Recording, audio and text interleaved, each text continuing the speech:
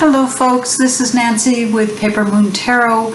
Welcome to my channel, and thank you if you've subscribed to it. This is day 2 of a video response to Sadhana of Integrative Healing on the concept of compassion and how tarot cards imply compassion or reflect compassion or contain compassion in their meanings. I'm loosely interpreting this, but that's how I'm approaching it, how I can relate a tarot card to the concept of compassion. And the deck that I have chosen is the Urban Tarot.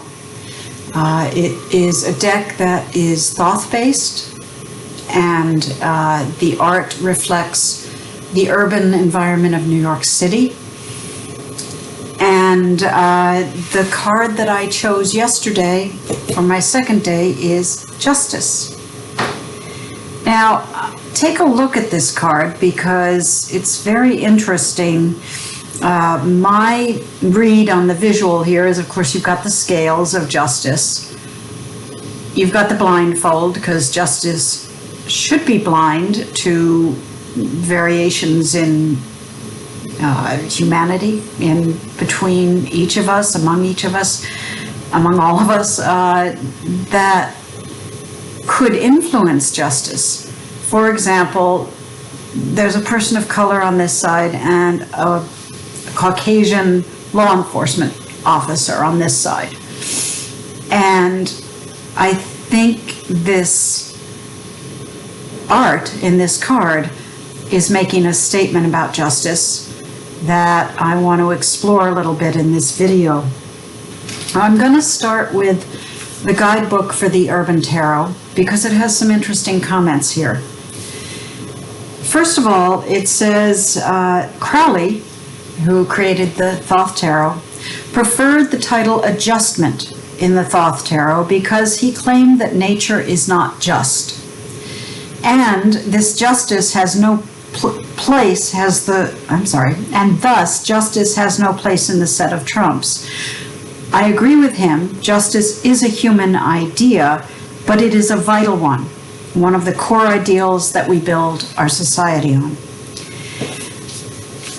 So I was thinking about this. I was thinking about the concept of justice and thinking, if it's not a reality, and you look at it in the major arcana, which, if you think of it as human archetypes, human ideas, it's an idea that may not really exist in reality. I mean, as a full-blown thing.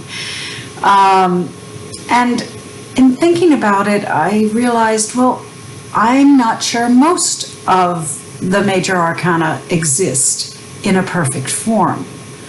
The Lovers is not supposed to be perfect love, I don't think. I think it's supposed to be involved in choice, making the choice to love, and that's not always perfect. Nobody is perfect for each other.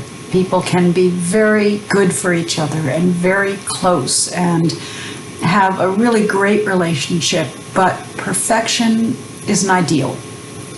Strength is something we should aspire to, whether it's outward strength in the world or inward strength controlling our darker instincts, our passions. But nobody's achieved that 24 hours a day, every day of their lives. Again, it's an ideal, just like justice.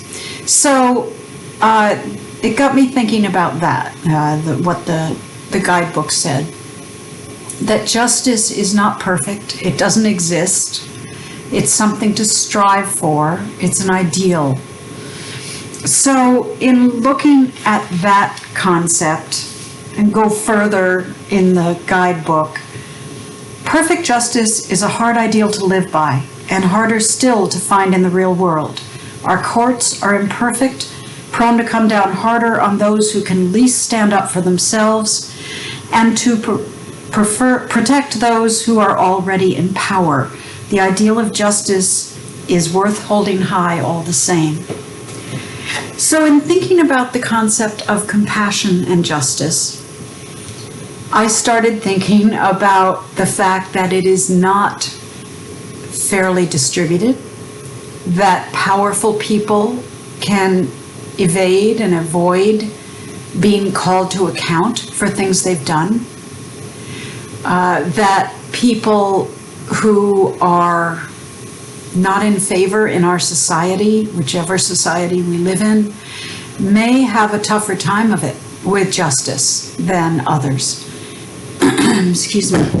So I've been thinking about the racial protests, protests against racism that have happened in our country over the last year in the US. And I've been thinking about powerful people who the system has tried to call to account for what they've done, and they may or may not have been. They may have been brought to justice and then pardoned, let go by some other piece of the system. So justice is a system. It's part of every culture's system, and how it's enacted is by people who are imperfect.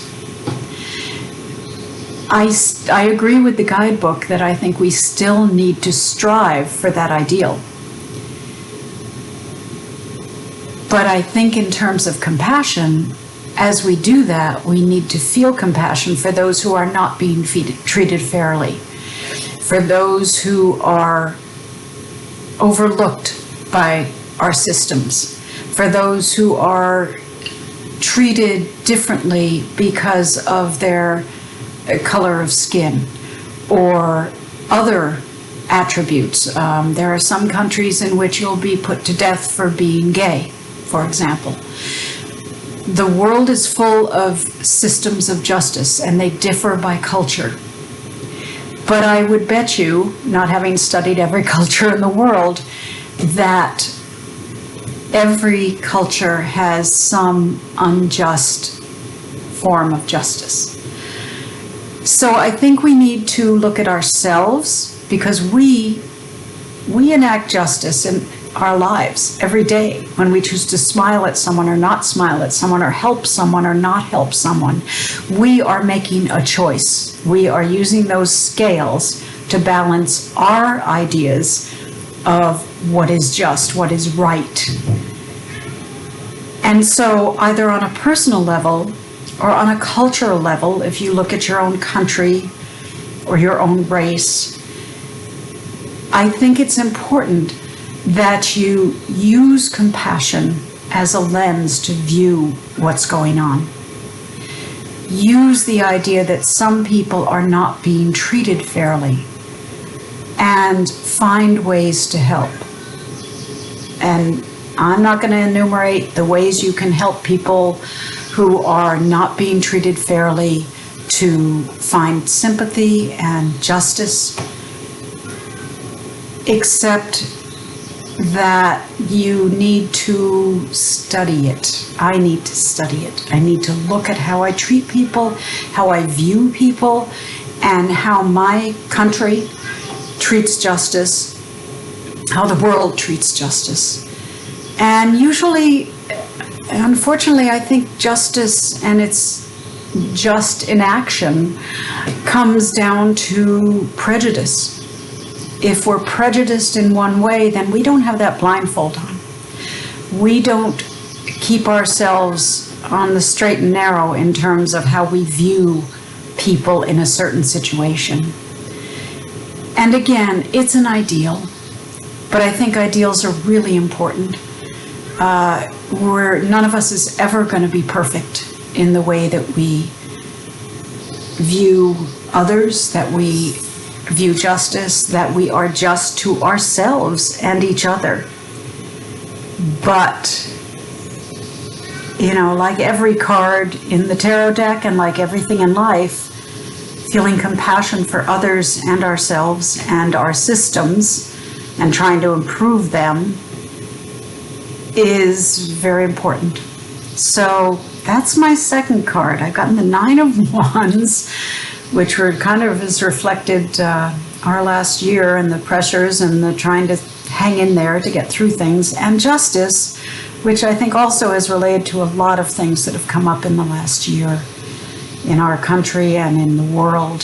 So, gosh, I'm looking forward to that next card. Here, I'm going to grab the deck and figure out what my next challenge will be. I'm looking at compassion, and I'm going to shuffle this deck and look for my card for tomorrow. With my awkward shuffling style, but I'm going to try and focus on it.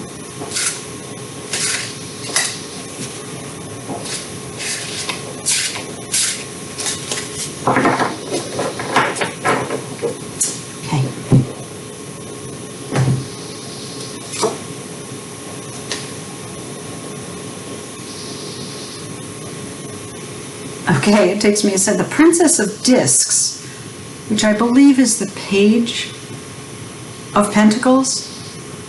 I'll make sure it's not the Knight, but I think it's the Page of Pentacles in this deck.